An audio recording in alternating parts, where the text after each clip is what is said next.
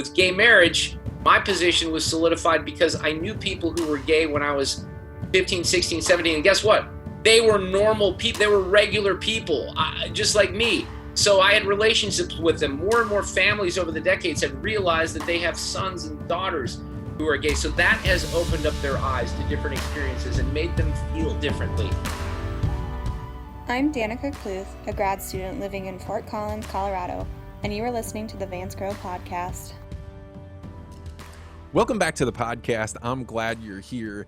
Today is an episode that I have spent weeks trying to get on the calendar. It is with a man named Mark Reardon, who, if you are from St. Louis, chances are, if you don't know the name, you definitely know the voice, because he is a talk show host on KMOX radio, which is probably the most famous radio station, if not just in St. Louis, all across the Midwest. It's one that is famous for publishing St. Louis Cardinals games and can be heard all throughout the country just because of our unique location and the way that radio waves give off their sound.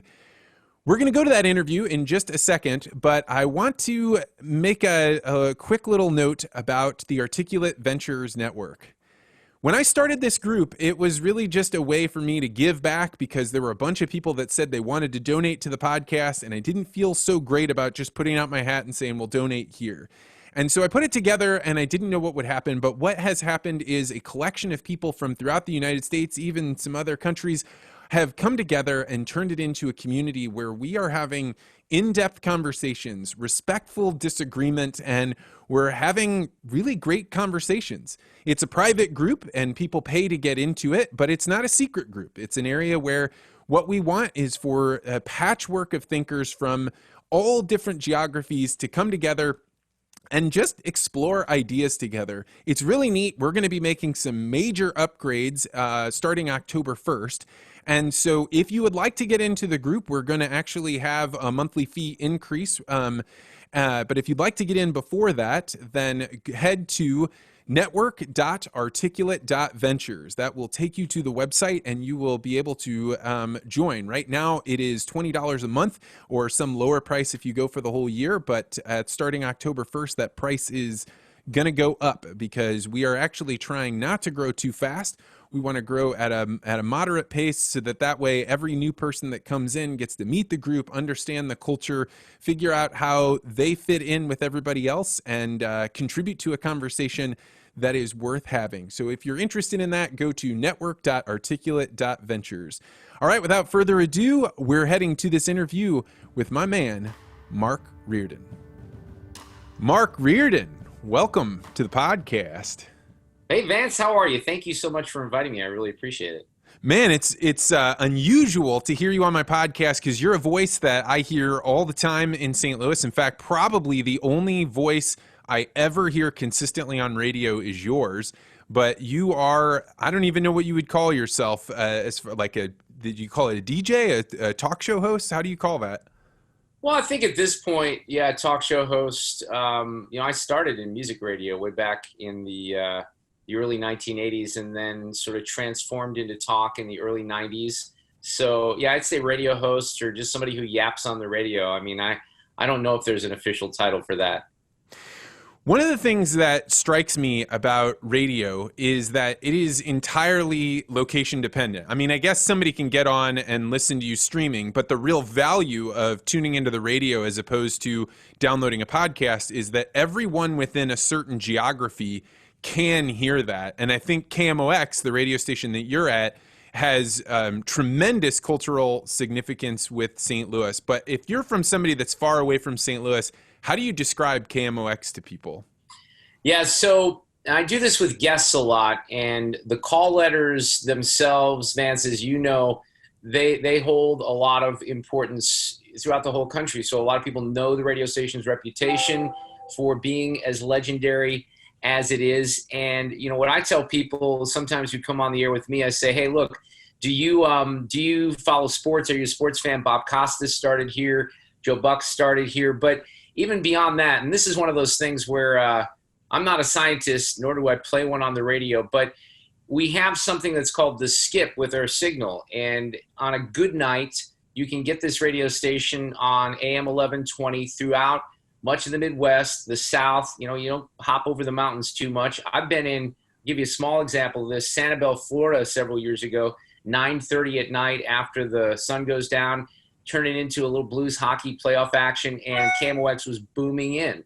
You know, so the radio station reaches far and wide, and because of that, and because of the reputation it had in the 70s and the 80s with big name hosts, and you know, you didn't have a lot of places to turn back then. There weren't really even many television stations. You certainly didn't have podcasts, so everyone had to come to the radio. But that's certainly changed, and to your point, the strength now is keeping it local, talking about what's happening in our community. Because yeah, I listen to maybe a few podcasts or some national hosts. I like to check out Howard Stern now and again, and these guys on PGA Radio on Sirius. I guess I'm not supposed to admit that I have satellite radio, but I enjoy a lot of things, you know, that are national. But yeah, we try to focus on what's happening in St. Louis. And, you know, if we're being honest here, the other strength of the radio station, the region that it has, or the reason that it has the you know, the big listenership and the reputation is because of the St. Louis Cardinals. And let me just offer this one little story, because we have people that grew up as Cardinals fans that have become very well known, like John Hamm from here in St. Louis. Billy Bob Thornton is always someone that I point to. He grew up in Arkansas and is a huge Cardinals fan, became very close with Tony La Russa. I went up to him, Vance, at an awards show, I don't know, 7 or 8 years ago, and he was surrounded by A-listers, okay? There were A-listers everywhere, and I went up to him. I'd never met him before. I said, hey, Bill, have you been to a Cardinals game this year? And he locked in on me like you would not believe it. And sorry, my guy is cutting my lawn. I'm going to try to get to a more quiet location. And we talked about the Cardinals for several minutes and just had a great conversation. I mean, there's big name stars around us, but because of the reputation that the Cardinals have, that really, you know, John Malkovich is another guy, grew up here. I like to drop names, Vance. Grew up here in the St. Louis area, listened to KMOX. I introduced myself to him, and he goes, oh, I listen to KMOX all the time. He still had family members in Southern Illinois. So the station has a great reputation and a lot of history. The odd thing about things like Cardinals, so I grew up in Central Illinois, and there's kind of this Mason-Dixon line between whether you're a Cardinals fan or a Cubs fan, and radio, I think, actually is one of those things that defines whether or not you picked up becoming a Cardinals fan or Cubs fan. But in coronavirus, everything changed in my mind on the value of sports, because how people define themselves, you know, where you say you're from is often dependent on things like which sports teams do you care about. And when there was that sudden evaporation of all of the sports going on, and the reason that so many people would come to the city or start to identify it with is suddenly just knocked out, it was like, to me, it was one of those sociological phenomenons that nobody could have predicted. Like, what happens to a community when the thing that makes them a community that transcends all of the politics and all of the problems that they have just suddenly goes away? Did you see that when you were, you know, watching sports evaporate? I think so. And, you know, it's tough because that's one of the things that it does bring this community together. And I think that the challenges that we all had just mentally without having baseball in the spring on top of everything that was happening with the pandemic was really, really tough. And yeah, it kind of poses some challenges for the radio station and identity, which instantly shifts to news. You know, we are a news and a sports station, so we try to bring people as much information as we possibly can. I mean, that's what my show focuses on. And my show, as you know, has a bit of a political bent. So that's an interesting observation, though, because, you know, I don't know what the long-term effects of even having no fans in baseball stadiums or football stadiums will eventually be, you know, in St. Louis or anywhere else. Well, I think that this is really brought up, like, what is it to be in a community? And I've known that since the internet really started popping up, I mean, I was traveling all over the country talking about a concept called tribes, which I did not invent, but really it's the clustering together of people that have tightly held values, right? Yeah. And you already know what that group of people thinks about something. It changes much slower than in other places because you have all these norms and you know how to behave and who the leaders are. But in effect, a community is a collection of tribes where you're pushing people together that wouldn't naturally cluster together, but they have some unifying thing. And to me, sports had always been something. I'm not a big sports fan. I'll go to Cardinals games because that's a big part of the fabric of St. Louis. But if you strip that out, then what unifying thing do you have to make it so that people have a reason to come together, collide with one another, and instead of doing the zero-sum fight to the death that happens on social media, you might have to sit next to that person at another Cardinals game, so you can't just like obliterate them in a discussion, and you start colliding with different ideas. So to me, there is a value in sports that I did not appreciate, and I think that we're maybe going to reap what we sow here in the fact that we aren't bringing people together. Yeah, I mean, I think the answer to your question is we don't have anything that will bring people together. And beyond that, and this is where we get into a tough topic here. Beyond that, when we do get sports again, where fans are allowed to come into stadiums and gather and celebrate, there's now this is a tricky topic, but now that you have Black Lives Matters and all of these things integrated in sports, and let's face it, there's always been social justice movements, related to sports and athletes and big names, but this is kind of different now, the summer of 2020. I mean, this year, when history professors teach about 2020 in 50, 75, 100 years, this year is just incredible when you think about all the changes that will happen because of the pandemic. And it's sad, Vance, you raise a great point, because it's tough, and I've alienated myself from friends only because of my show and political differences and things like that. And you really lose out on that opportunity to get together with people and not talk about politics. I took a little grief last week because I said on social media, in the aftermath of what happened with the Kansas City Chiefs and the first NFL game with the lead up to the game, that look, I go to sports. I don't even know what happened. What are you talking about? Well, so I'm a big sports guy, and I depend on the NFL and Major League Baseball and everything else. But in the first game for the Chiefs, Super Bowl champions, they had, of course, a lot of. It wasn't just this show of unity on the field. There was a buildup on television with the songs that were playing, the Black National Anthem, and then you lead into closer to the game. What happened was Pat Mahomes, the Chiefs, they invited the Houston Texans on the field, and they all joined hands and kind of locked together in this show of unity. Well, that became controversial because some of the fans, and it was an isolated group of fans, and there's also a little bit of nuance to this, but there was some booing that went on at the stadium. So the question is, and the national media jumped on this, why was there booing for a show of unity? Well, I looked at it a little differently, and I think that by the way, the nuance is there's an indication that maybe somebody yelled something about Trump and Trump 2020, and that's why the fans booed. But let's just kind of look at it like maybe the fans booed the players. Well, there's a variety of reasons they could have done that. One, because they're like, look, let's just get to the game. People don't like that answer, but it's true. For a sports fan like me, what I did, you might be offended by this, some people listening, but I tuned in at 6:55 for the 7:15 kickoff. I saw a bunch of social justice preaching. I turned it off. 7:05, there was more. I tuned it back to the baseball game, tuned in at 7:15, there was more. So finally, when we got to kickoff, I watched the game. But you've alienated a lot of fans here with the politicization of what's happening in sports. And I'm too addicted to sports, so I'm not going to sit here and tell you I'm not buying Nike shoes or something like that. I love sports, and I really depend on them for my entertainment with my wife, and my daughter's a huge, sports fan. She loves to watch Cardinals games with me. But your point is really on target with the lack of opportunities to get together. Music's another thing. I would say that's where we do that as well. I'm a big music guy. Concerts, you go out, hopefully.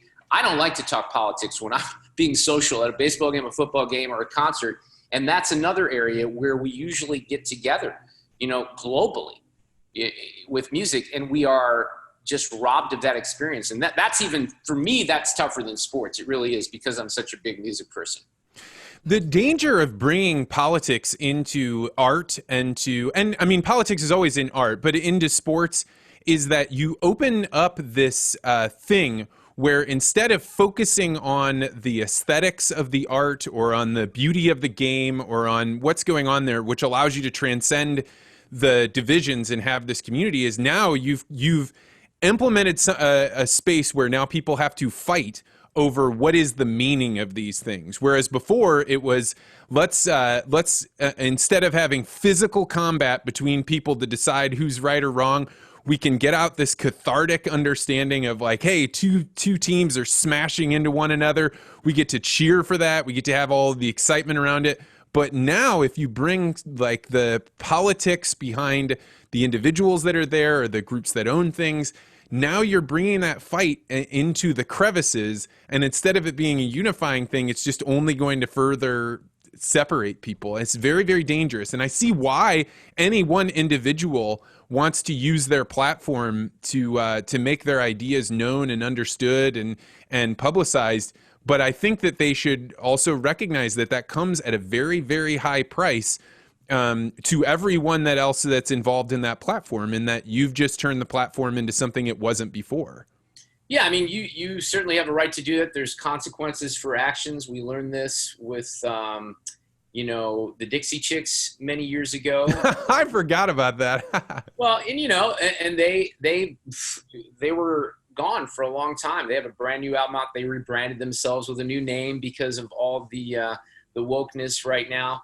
But it is, I don't know, I'm concerned about a lot of things, and I'm sad about a lot of it too, because just using the Chiefs as an example, this is an area where I have friends from across the country that we've been longtime Kansas City Chiefs fans and celebrated that Super Bowl victory together. And then when everything happened with the NFL opener and I made comments or I put something on my social media, then those same Chiefs fans that have bonded with me over decades, now we're on other sides, I guess. I don't know. That, it's sad. Well, it makes me think there's this concept called the intransigent minority, and it comes from this guy named Nassim Taleb, who says, we think that societal change comes from the center of a distribution saying, hey, we're going to move to the left or to the right a little bit. But what he actually says is that is not how things work. The intransigent minority is on the outside. They have a radical idea. Maybe it was even unthinkable. And they push that so hard that the middle says, let's give a little bit of room, let them do their thing, then we'll come to some kind of agreement. But as soon as they move in a little bit, now they've got more space and they just keep doing it and pushing and pushing. And that's the challenge, because I think oftentimes the people that you might get in a fight with over the Kansas City Chiefs, they're just trying to be like, hey, let's leave open a little bit of space, let people talk. This is the way we settle things out, not realizing that by opening that door, now you're just going to have this entire area flooded. And once, it's just like getting water in a library. Once the water's in there, you can't just go dry the books out. It doesn't work that way. No, it doesn't work that way. And I'd be curious a little bit more about that theory and that philosophy, because there's something to that. And where you have, I guess, I feel like there's no room for someone right now to take a step back and say, look, I realize that there are a lot of injustices in this country, and there's racism that is outrageous. There's police brutality. All these things exist. But the way that we are trying to get rid of them right now, by we, I mean the protesters and Black Lives Matters and the movement and the athletes, I don't know, well, maybe I kind of do know that is not pushing people further apart. I think there's a lot of people who, this is another one of those things, and Vance, I'll be honest with you, I've never in my entire career on the radio been worried about saying something that would get me in trouble. I find myself in a different position in this era right now. So I'm always a little bit more careful about some of the things that I say, because I think it's tempting to paint with a broad brush, even on those people who have genuine concerns about social justice, when they say, look, we are getting hammered. Now I'm being told I'm a racist every single day, and it wears on you, because I believe that there are issues that need to be corrected, but I'm tired of being blamed for all this when I don't feel like my culpability is something that should be focused on. So that's a tough position, because you can still care about the issues. I think the other side would say, no, look, That's not good enough. We've got to light fires. We've got to loot. We've got to do something to get the attention of people. I mean, that's a strong philosophy that the leaders of the movement, maybe not everyone that carries the sign, that's what they feel. So I get it. I understand what they're saying and how they feel they need to make change, but that's very dangerous. Well, and what you're describing actually goes along. So right when coronavirus hit and there was that guy that went to the Ritz-Carlton for the daddy-daughter dance, and, people thought that maybe he exposed everybody, and you saw mobs pop out. And I came out right away because I used to live in Africa where I saw what would happen if a mob is allowed to exact justice.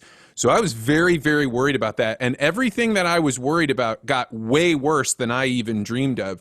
But my next fear, it comes from the exact thing that you're saying. So you've got a bold person that's made his career on being able to articulate ideas and get people to want to tune in and listen to them out in the public, where you can actually literally broadcast it out on the airways.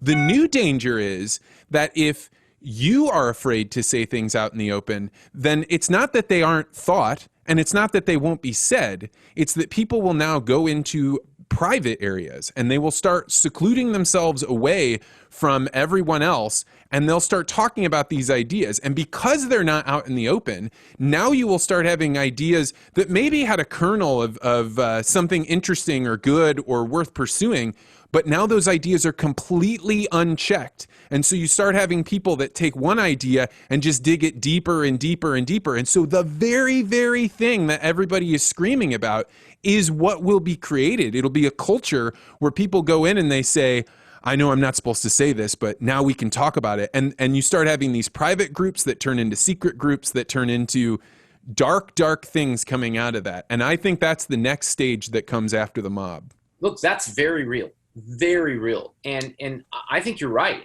And I don't know if there's anything we can do about it at this point, because I feel like we can't get to a point. Look, if we can't get to a point in this country where we can't assess what's going on in situations with facts, which is what we've been unable to do with police shootings. I mean, there's a lot of nuance to all these things, even going back to Mike Brown.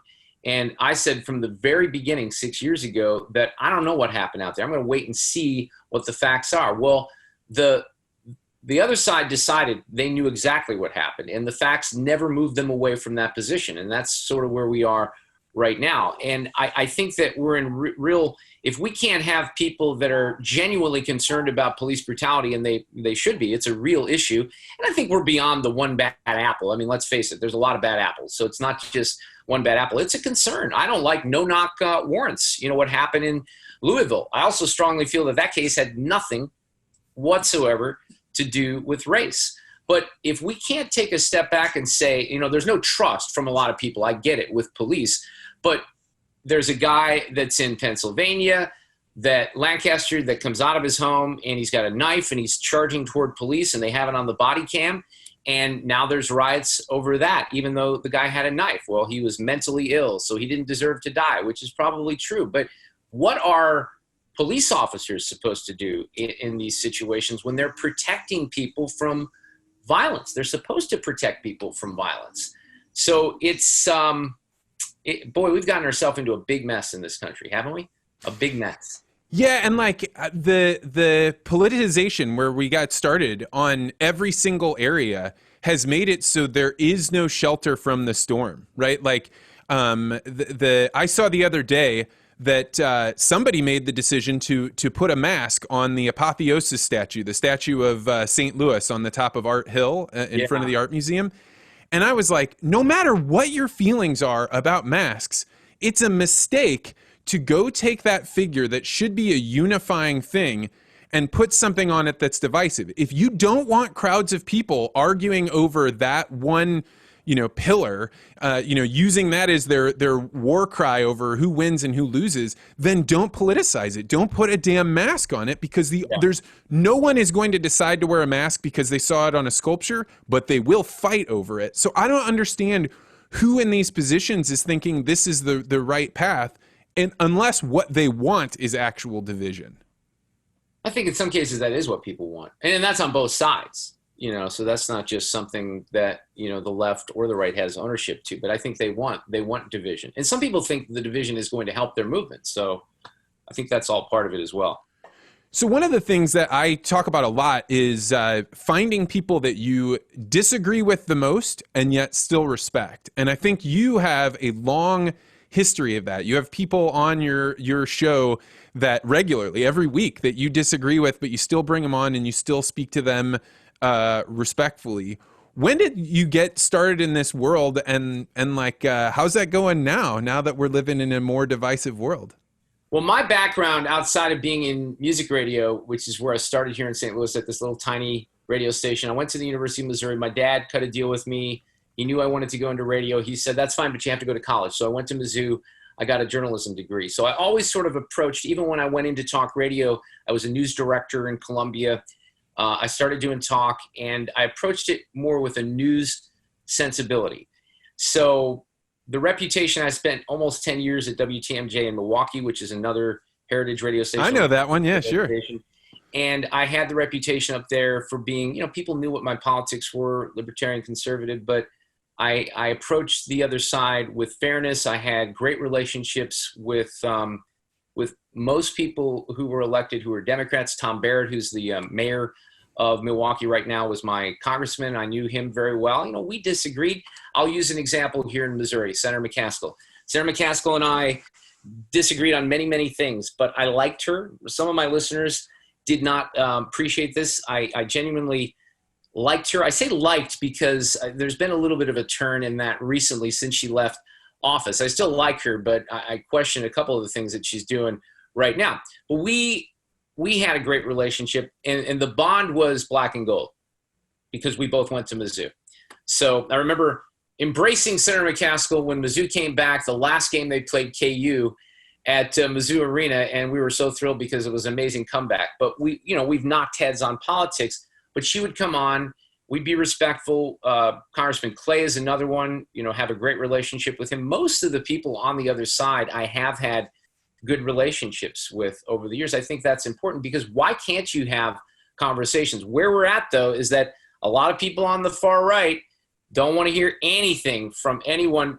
Senator McCaskill is a good example of this, Vance, because I had listeners that repeatedly would tell me, she's a kooky lefty, she's a nutty, Democrat, blah, blah, blah. Because everything in politics is also local, Senator McCaskill's not like Senator Durbin in Illinois or Senator Schumer. Her votes were certainly along party lines. She's a Democrat, but she wasn't as extreme as those Democrats who represented other states. Republicans are the same way. So, I think it's important to have those conversations. We do something on my show on Fridays called the Reardon Roundtable. It was set up and inspired more than 20 years ago by Bill Maher's first show, Politically Incorrect, where you had people on the left and right. I serve, as the moderator and host, but I'm on the right. I got someone else that comes on. We have two people on the left, and we toss around the issues.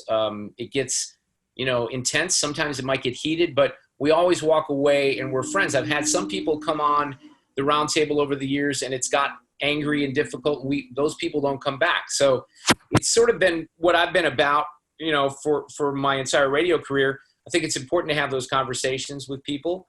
And it gets well, and those are the only conversations where anything new comes out of it, right? Like if you just have people on that already agree with you, there's no chance that you guys will unearth something new and important or grab some new great idea, because the newness comes from things clashing together and you saying, that's something I really hadn't considered before, and I'm going to go implement it. But when it becomes completely partisan, like for the sake of being partisan, there's very little point in even getting together to talk. Well, it's all, we all have confirmation bias, and that's been put on steroids. So I think a lot of people don't want to hear what another perspective is.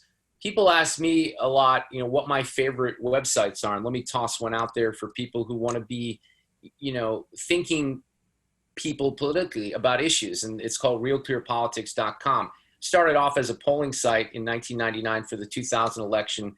Carl Cannon, whose father, Lou, was a legendary Washington journalist, and some other folks put it together. And now it's a compendium, basically. If you go to realclearpolitics.com, on the top of the page, you'll see an article that says, climate change is causing all the wildfires in California, death and destruction. We got to do something about it. Then right underneath that, there's a story that says, look, this is not driven by climate change. There's other issues, and this is all alarmism. So there's a lot of balance in the opinion pieces that they put up. There's a bunch of audio. They also have different divisions like Real Clear Science and Real Clear Sports. It's just a great, it's a great spot to go to read different opinions from different people. So I always recommend that. I think different opinions are important. I think a lot of people who listen to me assume my position is one way because they assume where I am politically because I follow Rush Limbaugh and I'm a conservative talk show host. I will tell you right now that I'll use gay marriage as an issue.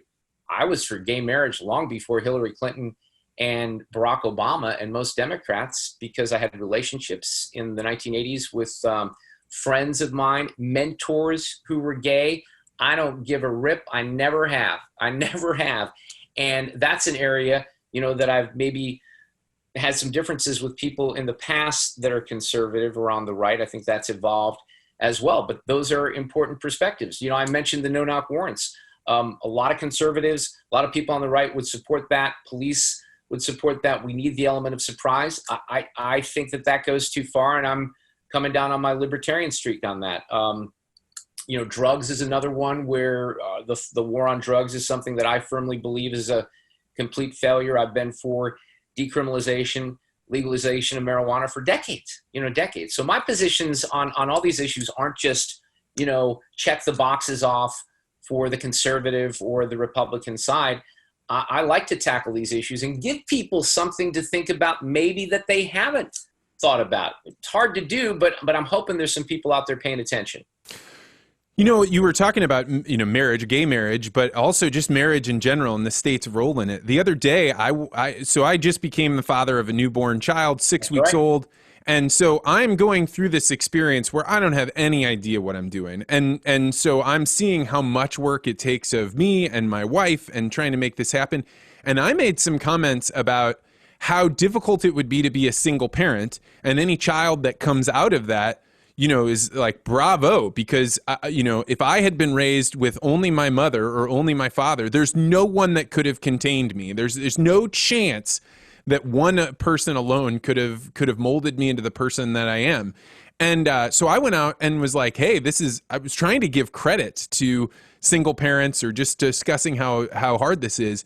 People went berserk on me about the challenges of divorce and how it's not fair and it would be left and right. And it was like, but it was like the most vitriol I've ever received of anything on Twitter, and I've received vitriol before, was over that comment.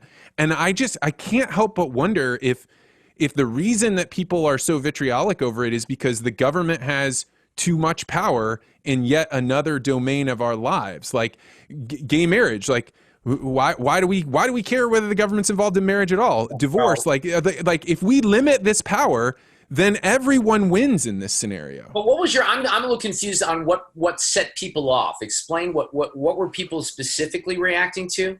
So I had put it out there that it would be very difficult for anyone to transcend the life that they have if there's only one parent there, because there's only one parent to teach you, only one parent to care for you.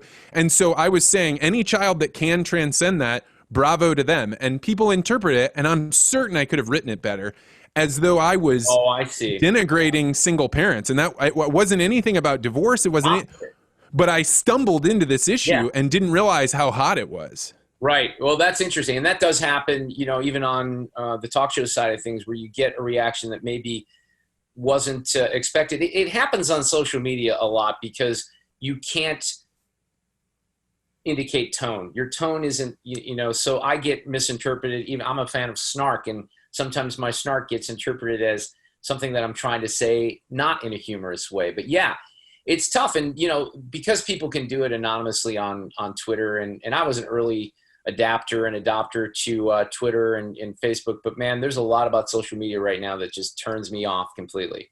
I think the free social media, I think in the next 2 to 3 years, those will be gone. I think that for the most part, the activity that's there, people got in there And now you have a tragedy of the commons thing where because the price of entry is zero, everyone gets in there and the value of grabbing your attention, the cost of grabbing your attention is virtually nothing.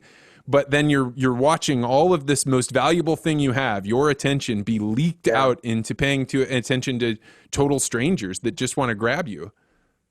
Yeah, it took me a long time. I'm 55 years old now. It took me a long time to not care about what someone who is tweeting at me or emailing, to recognize that the haters are going to hate.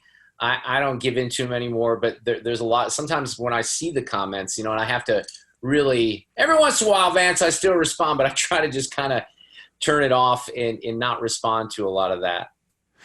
So changing subjects, but since you're, involved in St. Louis politics, one of the things that I see a lot of text messages from, not in public, but in private, people sending me videos of like pandemonium going on in downtown St. Louis, like people in the middle of the night doing like burnouts and doing 360-degree driving with their cars and drag racing. Is that really going on? It's terrible, and it is really going on, and I think it's undercovered. I was someone who, in the month of July, was really, really hammering on KMOX on the crime issue in St. Louis because we had between July, and I'd have to look at the August numbers, between July and June, we had 80-plus murders in the city of St. Louis. And beyond that, we had some of these things that you were happening. Yeah, I saw your reaction on the Zoom call. 80 murders in 2 months. We've already exceeded the number of murders for all of last year. But beyond that, it's some of the assaults and some of the things that are happening in downtown. And it is real. And I think and I've tried to take a stand in the past when people from Baldwin, where I grew up, or Chesterfield or somewhere else, I'm not coming downtown. It's too dangerous downtown. I remember a decade ago, I said, come on, you can safely come downtown to St. Louis, see a baseball game or something else. You don't have to worry. I don't feel that way right now. I wish I didn't have to say that. Because if we had baseball, my office, when I'm going to the radio station, is right downtown, not too far from Enterprise Center and City Hall. And I've had issues down there just personally, walking to Enterprise Center and walking to the Cardinals games. I think we've had too many examples of things that have happened even in broad daylight in the city of St. Louis. It is a crisis. And there are no easy answers because you have a lack of intestinal fortitude and political courage from the mayor and others. You have a circuit attorney that, in my opinion, is not doing her job effectively. So we're maybe getting a little bit of a pass here only because we can't come downtown because of the pandemic, but it is real. And it's baffling because you have, again, the mayor who wants to talk about wearing masks all the time, which is fine. I support that. But we have a very, very serious violent crime problem in St. Louis, and it's widespread. And it's very concerning, and nobody seems to really want to get a handle on it. Well, I think in the last, 3, 5, maybe even longer generations, we have not had people that are worried about their physical safety. And so it becomes something that you take for granted. But one of the things that people don't realize is if a group of people don't feel safe, they will not stay in that position. They will take up arms. They will fight for their own justice. And that goes on both sides. If you think that the police force is an occupying force and you're not safe from them, you'll push back. But then by the same token, if you believe the other citizens or the other people that you're around are potential threats to you all the time, you're only going to see that ratchet up. And like, then what's the response? Then you're going to increase police force right at the time when people are worried about too much strength of political authority. Like, it's not good. No. And, from the bottom to the top, one of the things that I think that we're seeing a crisis in beyond the crime and economics and everything else is leadership, from the top on down, and I'm not a guy who voted for President Trump. I'm certainly someone who's supported some of the things he's done. And I'm not a never Trumper either, because I think those folks have gone a little bit overboard, but I don't think we have good quality of leadership. And one of the reasons is because the people who are built to be leaders are not in government. They're smarter than that. They don't want the hassle, but we need someone, and I've hammered on our mayor in St. Louis, Lyda Crewson, a lot, because I think that she's someone who would be perfectly Her husband was killed in a. Tell that story, because I didn't know that story until just maybe 3 weeks ago or something. Yeah, I don't know all the details of it. This happened a long time ago, but she did have, firsthand experience with a murder. Her husband was killed many years ago, so she knows crime,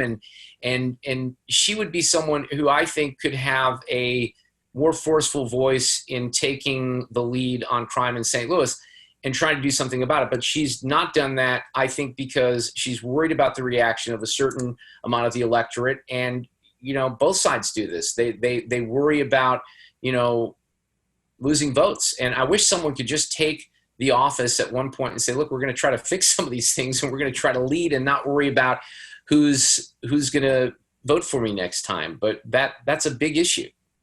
I think that we've built our political class actually into a class of actors, right? Like their strong suit is their ability to be able to perform in social media and on mainstream media, and their ability to like navigate those things. Whereas in the past, we were selecting based on some other thing, criteria of being a war hero, being a business person, a statesman in some way. And I don't know how you come back from that, because we're not going to get rid of social media anytime soon.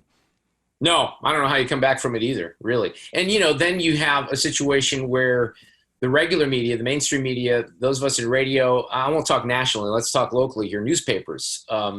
I think local journalism, investigative reporting is vital, and we don't have the resources for that. So when you have issues with leadership, corruption, we've had certainly a fair share of that around here, you don't have the opportunity to root some of this out when you don't have people who are in those positions because of the economics of media right now. So that becomes a bigger issue when it comes to having a thriving republic, I think.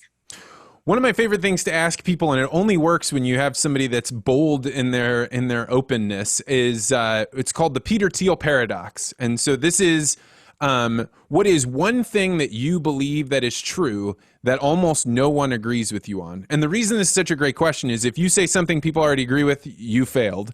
And if you say something nobody agrees with you on, suddenly you have to now talk your way out of whatever that was. So I'm very curious, Mark Reardon, what is your Peter Thiel paradox?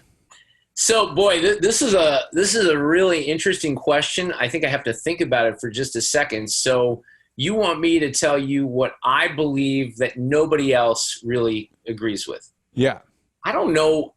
Boy, I'll give you mine. You want mine, and then you can think about it? Yeah. Let me see if I can get inspired here. So I think, and now I've gotten people to agree with me, so I'm going to have to come up with a new one. But mine has been, I think the state of Missouri should get together a pile of money and just put it in reserves for the day that the state of Illinois has to declare full-on bankruptcy. And the day they do that, we should buy all of East St. Louis all the way beyond east of Cahokia Mounds and bring that back into Missouri. Then use that corridor for all the manufacturing jobs that are going to have to come back, because we're going to reshore a whole bunch of industrial work when we realize that all of our raw goods are coming from China and we're completely held over a barrel from the way that Asia and the markets are. And so we aren't going to want to put that in some other corridor. So you already have that industrial area. There's already a bunch of refineries. There's a ready population that could work. And you also have what could turn into the Brooklyn of St. Louis. It could be East St. Louis. It could be looking onto the skyline of St. Louis.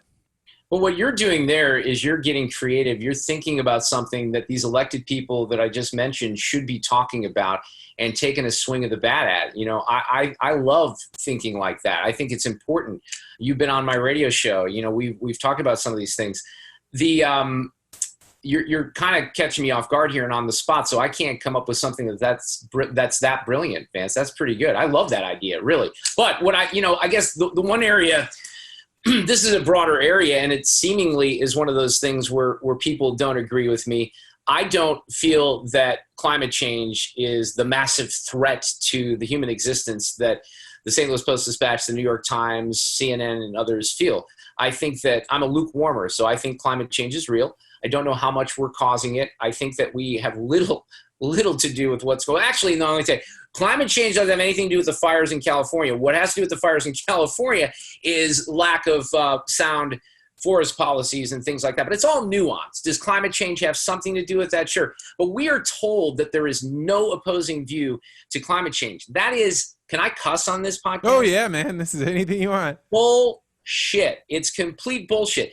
I'm not an unreasonable person. You can have a conversation with me about things that are happening with the climate that are serious, but we are not going to go away in 10 years. Greta Thunberg is an alarmist. Some of these things are crazy, but people buy into it. Give you a perfect example. We're in the Midwest here. We have tornadoes, massive tornadoes. So we're told time and time again that the changes to the climate from CO2 are increasing tornadoes, making them more deadly. Completely false, not true. There are different factors, not unlike the fires, right?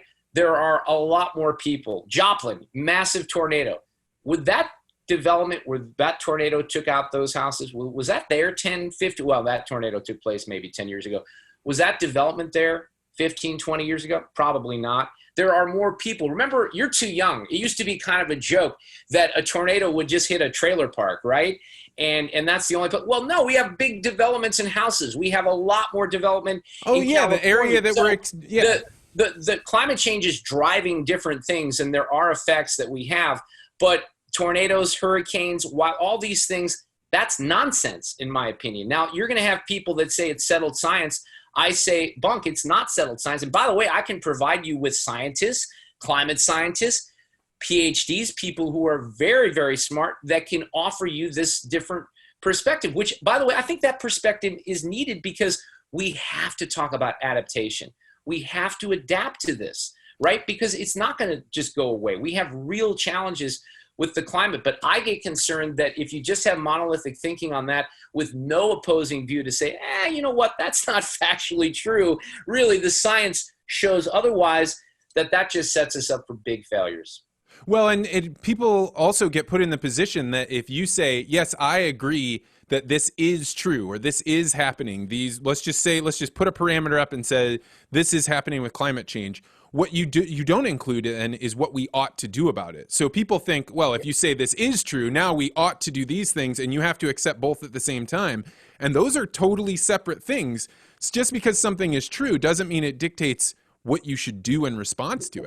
That's a great, and see, look, that's why I talk about these things, because I think it's important to say, okay, what are we going to do about it? I mentioned tornadoes. There's a guy named Richard Muller who's a PhD, real smart guy from Berkeley, and he's a physics professor who strongly believes that climate change is real, that we are driving climate change. But he will make the case that the number of severe tornadoes has actually gone down. It's not a scientific hypothesis. It's a conclusion based on observation.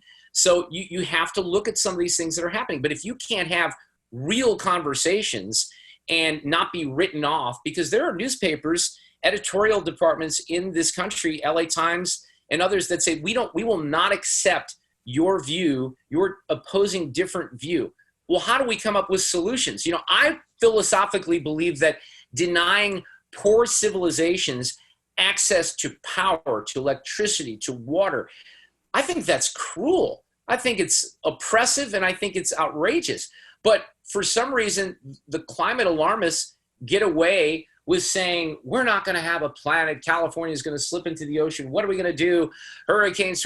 They can say all of those things without being checked, and they're never asked, hey, wait a second, wouldn't there be some big populations in Africa or India or Asia that could really, really benefit from fossil fuels and having carbon energy? The answer is yes. A lot better than them cooking their food over charcoal Jicos, right? Which is what they're doing now. Dude, I've been to Honduras. I've been to, true poverty. We have poverty in this country. Real poverty is people cooking with no power, electricity. They don't have running water. Absolutely. But why can't we have a conversation about that? I'm the guy who hates poor people and doesn't care about anyone because I'm a conservative, but I offer a different perspective on climate change. Then I'm just, I'm a climate denier. I don't believe in science. That I just reject that thinking, because I don't think that those are the types of conversations that are really productive in coming up with real solutions and answers, like you kind of laid out here with St. Louis and with Illinois. Well, so I don't think I've ever talked about this on the podcast, but in the when they did that thing with Amazon, where they were like, "Hey, bring Amazon here," and everybody was like tripping all over themselves. Here's my biggest issue right now. As a person that, like, I have some good ideas, but trying to get them into the political system, and they're not usually my ideas. I usually hear them from somebody else, and I'm the person that delivers them. But, like, when that Amazon thing came in, I had the idea, or with a group of people, that what we ought to do is, instead of bending over backwards for Amazon, what we should do is create the dynamic that whether or not Amazon comes, we've increased the environment for the businesses to come here, regardless of whether it's Amazon or not. And one of the ideas was, why don't we pick the lowest densely populated area in St. Louis, offer them space there, and say, we will let the drones fly here. We're going to change the FAA regulations, and we're going to make it as easy as possible for this to be the experimental place for you to have driverless cars and drones delivering things. Because that way, even if Amazon doesn't come in, every single agriculture company in the United States would want to come here overnight, because they want to have ready access to a population of people that know technical skills, and then they also need to be in an environment where they can practice these things. But these ideas, they were just thrown out, and we decided we were going to build a train. Here's what's interesting, and if you correct me if I'm wrong, one of the things that we talked about, and I had Vance on a podcast that we do at KMOX that is sponsored by PNC Bank, and then we had a radio chat, but we were talking, wasn't it you and I were talking about automation and how automation is going to have an effect? And I think your example was, if there are cars that don't have to be driven by actual people as much, you're not going to have the need for Starbucks. There's going to be all these implications. So Andrew Yang ran for president as a Democrat, right? He had a lot of kooky ideas, but you know what? That guy had some great ideas, and he talked about things that we should be talking about in this country along the lines of what you're discussing. We don't have that. So we need that. We've talked already on this podcast about things that are more important than most of the politicians that come onto my show. So where are those ideas? Where are those discussions? I think some of it is because we have people in politics that don't really care about real solutions and real ideas, but we need those. Climate change is a great example. St. Louis in growing this region is a great example. Crime is a great example. Let me ask you a question. So would you recommend to you have a young child, will you recommend to them that they be involved in media or politics, the two areas that you intersect with? Never. No way. Tell me about that. Why not? Well, because I think politics are a joke, and unfortunately media has headed in a direction that's really, really sad. And I think even talk show hosts like mine, which, include the ability to have different opinions, might not be around in the future. I wish more qualified, good people would go into politics, but why would you? I mean, seriously, what's the benefit? What's the benefit for someone who has a family, has a life, is smart, is productive, is making money? Why would they want to go into politics? Well, some people want to do it to help, right? And you have a civic duty, and that's great. But when you see the headaches that come out of it, I think those good people that really should be in these positions are not inspired, and I get it. I think the biggest thing, and we started in this place, that media has the potential to do is to bring people together. Before we got on this, you were saying how you don't actually go down to the radio station now to do your show. You're separated out. We have now all these people that are at their homes, and whenever the coronavirus starts to wane and we get to be able to, we've got to find a way to bring people back together so that they collide with one another and know that they're going to have to see that person next week, next month, next year, so that way they're not fighting to the death. And that's something that I think media has the potential to do, because they can draw people's attention to it. Yeah, I try to draw people's attention to things like that. Let me offer one example when it comes to, it disappoints me when some people in my audience do not give, have empathy for other people's stories and perspectives. So Senator Jamila Nasheed, who's from, North St. Louis, very liberal. She is someone that I profiled on KMOX Profiles, and I've gotten to know her. I consider her a friend. I don't know her really well, but she grew up in a housing project, okay? And she saw violence all around her. And her perspective, I've never seen, white dude grew up in the suburbs, lower middle class, then St. Louis, maybe took a step up, but I've never seen some of the things that she's seen in her life with poverty, with crime, with a lack of education. So her her position is extremely important. Now, she is going to get pigeonholed as having crazy ideas and all that, and that's probably true. I think she's got some good ideas. But why can't more people on my side say, you know what? You gotta think about what that person has gone through and what they've experienced and what they've brought to the table. And I just wish people were a little bit more open-minded is sort of an easy word to use, but I just wish people would think through things more often. Look, my mind's been changed on plenty of things over the years. I think that one of the positions I took early in my career was, a more libertarian view on smoking in public places, in restaurants and that. And that was one of those things where opponents chipped away. I don't think there's many people, even smokers right now, who think we should be smoking inside restaurants and places. Yeah, remember like that we used to have smoking and non-smoking sections in restaurants. Airplanes. I'm old enough to remember that. So some of these things, and I guess even with race, I don't know how to do it with race, but with gay marriage, my position was solidified because I knew people who were gay when I was 15, 16, 17, and guess what? They were normal people. They were regular people, just like me. So I had relationships with them. More and more families over the decades had realized that they have sons and daughters who are gay. So that has opened up their eyes to different experiences and made them feel differently. If you don't have those experiences with people, and if you don't have experiences with people I think diversity is a great thing. I think forced diversity is not a good thing. I think that moves us in a different direction. I'll tell you one story here, and I think this is the story I haven't even shared on the air. But I have a friend he was my roommate at Mizzou freshman year, potluck. My friend Brandon, my roommate. I'm a white kid from West St. Louis County. I take my roommate potluck in the dorm. He shows up. He's a black dude, he's not that big, but in my mind, he was a big black dude from the Central West End. We had nothing in common, and we became very good friends. And, we shared, I think, different experiences over the years. But obviously things have changed with everything that's happened in the aftermath of Mike Brown and George Floyd. So we had dinner recently, and I shared a story with him.